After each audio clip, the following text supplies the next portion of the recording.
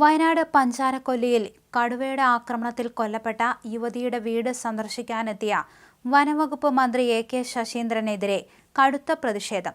മന്ത്രിക്കെതിരെ ശക്തമായ ജനരോക്ഷമാണ് രൂപപ്പെട്ടിരിക്കുന്നത്. രാധയുടെ വീട്ടിലേക്ക് എത്തുന്ന റോഡിൽ പ്രദേശവാസികൾ കുത്തിയിരുന്നും റോഡിൽ കിടന്നും പ്രതിഷേധിച്ചതോടെ മന്ത്രിയുടെ യാത്ര തടസ്സപ്പെട്ടു. വാഹനവ്യൂഹം വഴിയിലായി. പഞ്ചാരക്കൊല്ലിക്ക് മുൻപുള്ള പിലാക്കാവിലാണ് പ്രതിഷേധം ഉണ്ടായത്. പ്രതിഷേധക്കാർ മന്ത്രിക്കു നേരെ കരിങ്കൊടി വീശി. യൂത്ത് കോൺഗ്രസ് പ്രവർത്തകരാണ് പിലാക്കാവിൽ വെച്ച് മന്ത്രിയുടെ വാഹനത്തിന് നേരെ കരിങ്കൊടി വീശിയത്. രാഷ്ട്രീയ പ്രേരിതമാണ് ജനരോക്ഷമെന്നും രാധ വനത്തിനുള്ളിൽ പ്രവേശിച്ചപ്പോഴാണ് കടുവ ആക്രമിച്ചതെന്നുള്ള മന്ത്രിയുടെ പ്രസ്താവനയിൽ പ്രതിഷേധിച്ചാണ് ജനങ്ങൾ റോഡ് ഉപരോധിച്ചത്. പ്രസ്താവന പിൻവലിച്ച് കുടുംബത്തോടും പ്രദേശവാസികളോടും മന്ത്രി മാപ്പു പറയണമെന്നാണ് ജനങ്ങളുടെ ആവശ്യം. കടുവയുടെ സാന്നിധ്യം കണക്കിലെടുത്ത് നിരോധനാജ്ഞ പ്രഖ്യാപിച്ചിരിക്കുന്ന മേഖലയിലാണ് ജനങ്ങൾ ഉപരോധം തീർത്തിരിക്കുന്നത്. ആളുകളെ നീക്കാൻ പോലീസ് ശ്രമം തുടങ്ങിയതോടെ പ്രദേശത്ത് തർക്കവും ഉന്തും തള്ളുമുണ്ടായി. വനംവകുപ്പ് ഉദ്യോഗസ്ഥന് കടുവ ആക്രമണത്തിൽ പരിക്കേറ്റ സാഹചര്യത്തിലല്ലേ മന്ത്രി എത്താൻ തയ്യാറായതെന്നാണ് ജനങ്ങളുടെ ചോദ്യം. എന്തുകൊണ്ട് ജനങ്ങൾ ദുരിതത്തിലായിട്ടും 3 ദിവസമായിട്ടും എത്തിയില്ലെന്നും ജനങ്ങൾ ചോദ്യമുയർത്തി. മന്ത്രി ജനങ്ങളോട് സംസാരിക്കണം എന്ന് നാട്ടുകാർ ആവശ്യപ്പെട്ടു.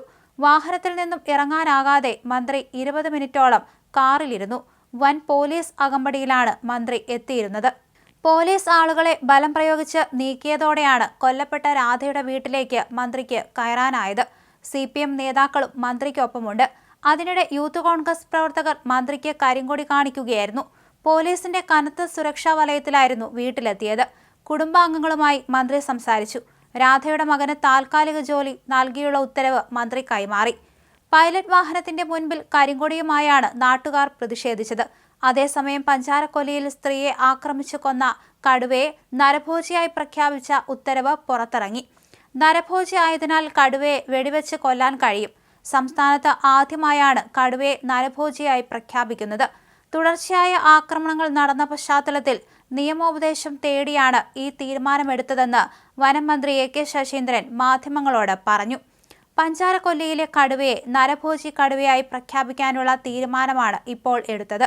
കൂടുവെച്ച് പിടിക്കുക, മയക്കുവെടി വെച്ച് പിടിക്കുക തുടങ്ങിയ നടപടിക്രമങ്ങളിൽ പോകാതെ അനുയോജ്യമായ സാഹചര്യത്തിൽ വെടിവെച്ച് കൊല്ലാനുള്ള ഉത്തരവാണ് ഉന്നത സമിതി എടുത്തിരിക്കുന്നത്. വനത്തിനകത്തെ അടിക്കാടുകൾ വനംവകുപ്പ് നീക്കം ചെയ്യണം. തോട്ടങ്ങളുമായി ബന്ധപ്പെട്ട അടിക്കാടുകൾ തോട്ടം ഉടമകൾ നീക്കം ചെയ്യണം. ഇങ്ങനെയുള്ള പ്രദേശങ്ങളിൽ ക്യാമറകളുടെ അഭാവമുണ്ട്. ഈ പ്രശ്നം ഫെബ്രുവരി 1 പരിഹരിക്കപ്പെടും.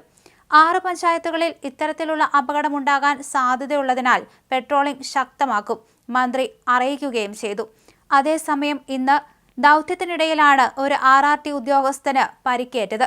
ഇദ്ദേഹത്തെ ആശുപത്രിയിലേക്ക് എത്തിച്ചിരിക്കുകയാണ്. കൈക്കാണ് ഇദ്ദേഹത്തിന് പരിക്കേറ്റത്. RRT അംഗമായ ജയസൂര്യയ്ക്കാണ് കടുവയുടെ ആക്രമണത്തിൽ പരിക്കേറ്റത്. ജയസൂര്യയുടെ മേത്തേക്ക് കടുവ കുതിച്ചു ചാടുകയായിരുന്നു. അതേസമയം കടുവയെ കണ്ടെത്താനുള്ള പൂർവ്വശ്രമത്തിലാണ് ഇപ്പോൾ ദൗത്യ സംഘം. 8 പേരടങ്ങുന്ന ദൗത്യ സംഘമാണ് ഇവിടെ തുടരുന്നത്.